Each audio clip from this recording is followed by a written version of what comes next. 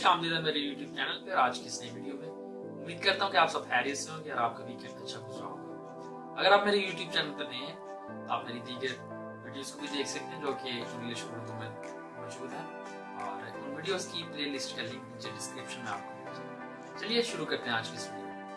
अक्सर औकात हम चाहते हैं कि हमें वज़ाहतें दी जाएं लोगों की, मुख्तलिफ पहलुओं की, बातों की।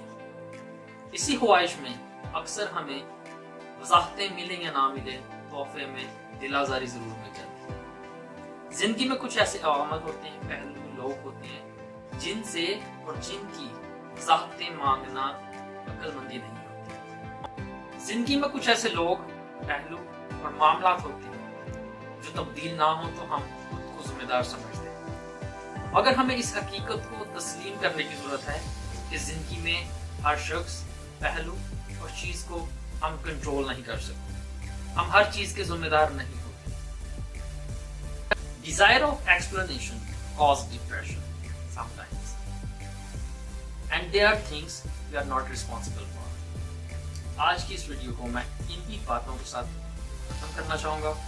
अगर आप मेरे चैनल पर नए हैं और आपने सब्सक्राइब नहीं किया, मैं गुजारिश करूंगा कि मेरे चैनल को सब्सक्राइब करें ताकि हफ्ता वाराना वीडियोस आपको बार बार मिल सके।